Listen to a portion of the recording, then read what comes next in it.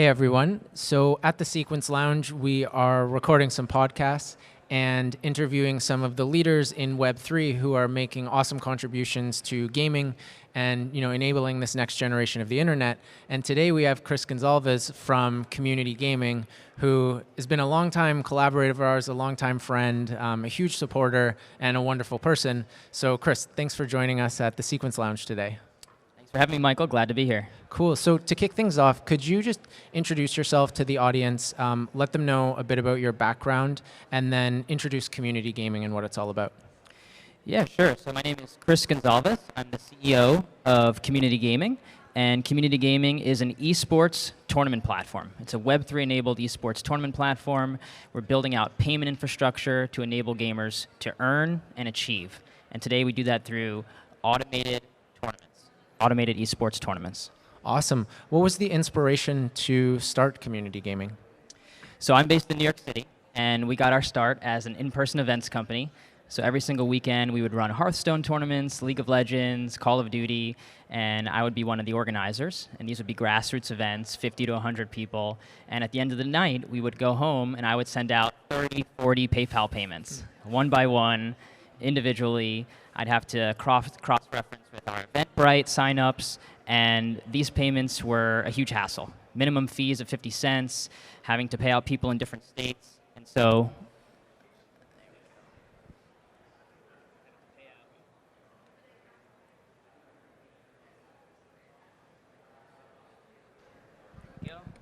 check, check. There we go.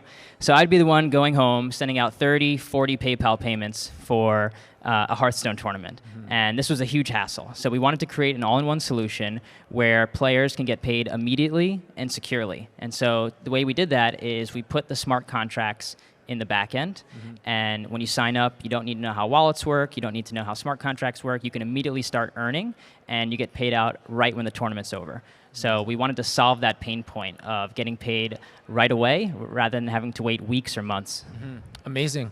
That's incredible. And can anyone organize a tournament on Community Gaming, or does it have to be through your team? No. Right now we have over 500 tournaments a month happening, and 90+% of that is grassroots organizers around the world. So not just North America, but Latin America, Southeast Asia, India. And so anyone could sign up and create a tournament in under 5 minutes. That's incredible. How many gamers do you think have interacted with Community Gaming? Do you have a sense for that? So last year we had over 100,000 people compete in tournaments. Nice. And on a monthly basis, it's anywhere from 25 to 30,000 monthly tournament users. Wow. And how many of those do you think are Web3 gamers? Because it sounds like you provide community gaming for Web2 and Web3. Right. So about half have never had a self-managed wallet before. Cool. So we wanted to make these tools extremely easy to use for non-crypto savvy gamers. And we wanted to be that onboarding tool to bring more traditional gamers into the Web3 space and earn their first cryptocurrency. So it's about half have never had crypto in a self-managed wallet before. Nice. How has that process been? Like, how do you perceive the difference between someone who is Web3 native versus a traditional or a casual Web2 gamer? Yeah, so Web3 gamers are definitely immediately looking at, what is the earnings potential of this game? What are the tokenomics like? What is the economy like, mm-hmm. right? And maybe for them, gameplay is secondary. Whereas a traditional gamer, right away, they're like, is this game fun, right? Is this better than Counter-Strike? Is this mm-hmm. better than Valorant?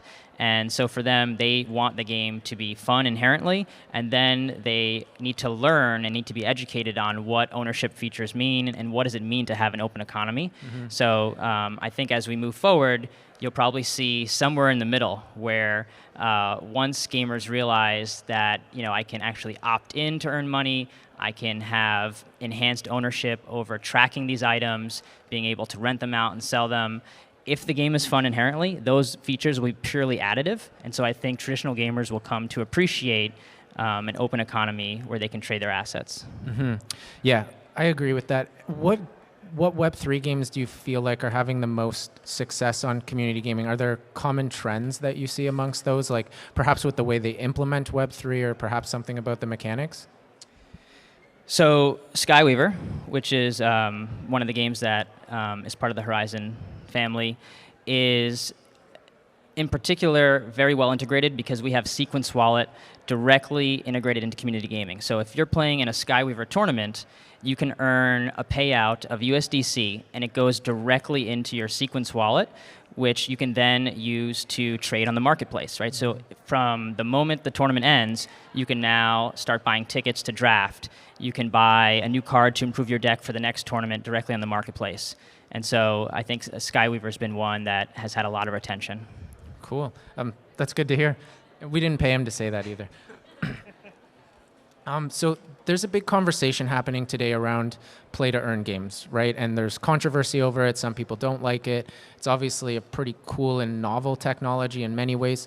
What's your take on it? And do you, as a platform, have a stance with respect to how you position it or what types of games you allow or even how you think about it? So if we talk about kind of the terminology, right? So first off, I think developers should stop calling it NFTs and stop saying play to earn, right? I think that was too much focus on the financial elements. So rather, we should probably just call them legendary skins or digital assets, digital collectibles. And I think with play to earn, you had the last cycle that really poisoned the perception of a lot of traditional gamers, right? Mm-hmm. If all you think of NFT tech is expensive pictures of animals, then you're really not going to appreciate some of the additional ownership benefits of owning your own assets. So I think we had flawed tokenomics, we had games that made big promises that they couldn't keep, and the gameplay sucked, right? Like, let's be real, a lot of these games were just clones of Axes or games that got rushed to market. And so if you look forward over the next 12 to 24 months, these are studio veterans that have come from, Activision Blizzard and Riot. They know how long it takes to build a game, right? They know it's going to take 3, 4, maybe even 5+ years, and they're well-funded, and we're starting to see those first games release now in alpha and beta. And so that's really what I'm excited for. And so the ability to opt in to own to earn is I think the key here. So I've been using this phrase called productive leisure time, where you are having fun, right? The game is inherently fun, but as my mom used to say, gaming is a waste of time. You're never going to make anything of yourself. In this case, the 48 hours you spend playing a game, you're actually building up an account that's accruing value, right? You're gathering assets that if you wanted to liquidate your assets and buy a computer with that, you could, right? And so I think the earning component is important to have, but it shouldn't be the forefront, right? It shouldn't be the only focus of the game.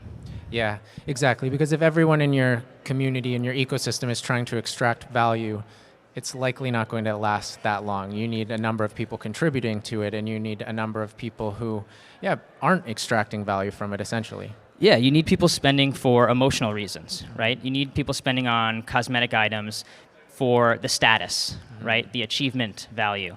And they're ultimately going to fund the people that do want to sell those items, right? So you need people there that truly love the game, and to have a cosmetic-based economy that's flourishing, right? So I truly think that that's the middle ground that we're hoping for.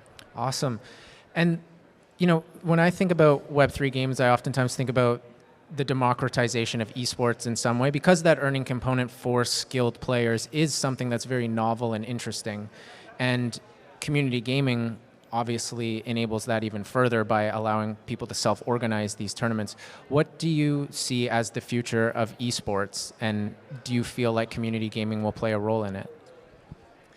So I think the future of esports is kind of in a recessionary environment right now. If you're Team Liquid, if you're Cloud9, if you're 100 Thieves, you're going to survive, right? Like your sponsorship may be down, but you're a top brand. I really think it's the middle class of esports and from the grassroots level up that is in a bit of trouble right now, frankly. And so for us at Community Gaming, we're really all about supporting the grassroots community, right? So we have a grants program where we give out hundreds of grants each month, more than 100 each month. And these are small 200, 300 USDC that is helping supercharge the events of young and new grassroots organizers around the world, especially in Latin America and Southeast Asia and emerging markets. And so if you're going to have new content creators break out with all of these new Web3 games, they need to have some level of support. And so Community Gaming provides that monetary support, and then we also provide marketing support as well.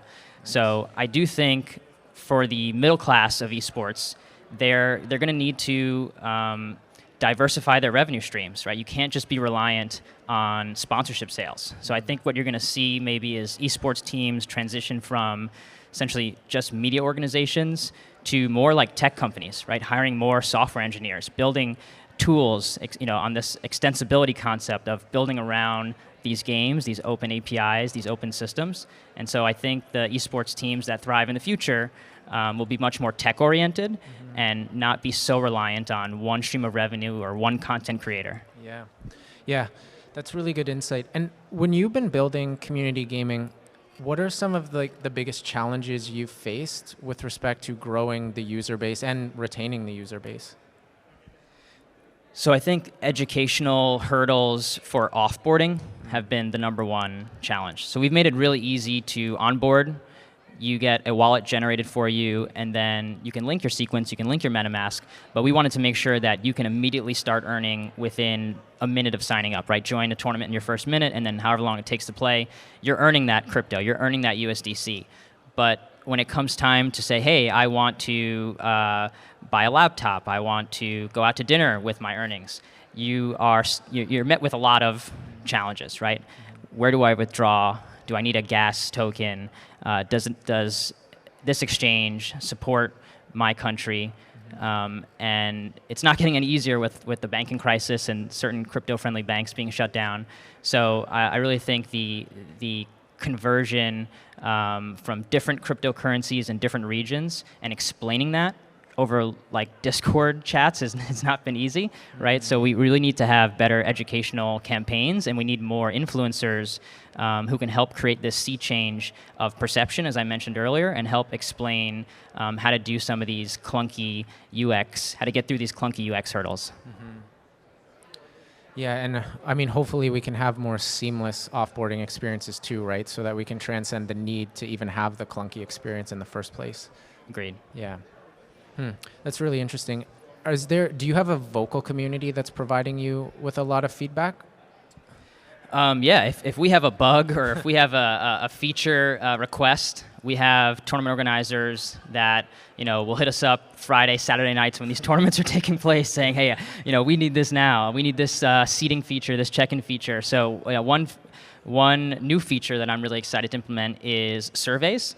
So to be able to do, we have a questing system where users can complete different incentivized tasks and they get an immediate payout of USDC. And so right now that's a lot of trying new games, learning about new games, going to sign up pages, but we want to start doing paid surveys, right? So we can sort of broadcast out to our whole global community, which feature do you really want to see next? Which game do you really want us to start a large tournament series for? Because we get sort of a lot of noise where we're getting messages from different channels, different languages, and so if we can get one really strong signal, and if you're paying people to complete these surveys, you're going to get more people giving you feedback, right? So that's one I'm really excited for. So we do want to take in a lot of user feedback and implement that as soon as possible, but it's about prioritizing what is most impactful. That's fantastic. Is there particular advice you would give to an organizer that's looking to launch their first tournament leveraging community gaming? Well, first off, I want you to go apply for a grant through our Play to Earn grant program, so we can help supercharge that first one.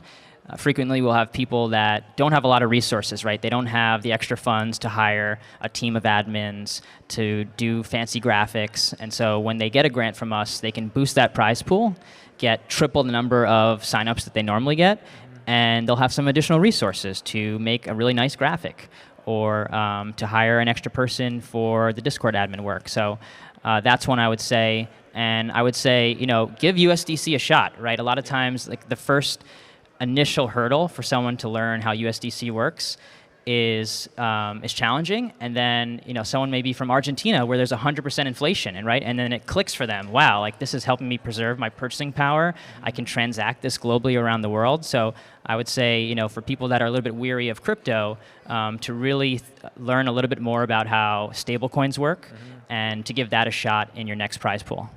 That's awesome. Yeah, and you've done that with Skyweaver as well. You've sponsored with USDC, and it's been wonderful. It's an amazing marketing initiative, and then people do come to understand the value and the versatility of it. And it's just, yeah, it's having that first experience experientially rather than just being told about it. So yeah, I think that's awesome advice. And Chris, are there any upcoming features or updates with community gaming that you would like to share? Yeah, so definitely look out for more questing features, as I mentioned, more different types of content and quests, better discoverability. We want to launch a mobile app later this year, so you'll be able to quest on the go, play in mobile gaming tournaments wherever you are. And then the big event that we recently announced is called 3XP. So 3XP is a Web3 gaming expo, so similar to GDC, but for Web3 games. And we really want to provide a marketing destination that traditional gamers, traditional influencers, investors, builders, and studios can come together to show off all of this incredible pipeline of games that are coming out, right? If they can never get their hands on the controller or their hands on the keyboard, if they have to buy an expensive NFT, if they have to download a zip file, right? There's a lot of barriers right now, and everyone is just sort of announcing things on Twitter. Mm-hmm. So we really want to bring everyone together and have a huge 80,000 square feet expo floor where you can try these games. There's going to be a main stage where you can make large announcements. We're streaming it on Twitch. And then what I'm most excited for is the esports arena. So we're going to have a gigantic esports arena where all of the games that are PvP ready, Skyweaver included, will be able to be demoed there, and then we'll have some big influencers competing live on stage. So 3XP is happening in LA, June 8th and June 9th. You can learn more at 3xp.gg on that.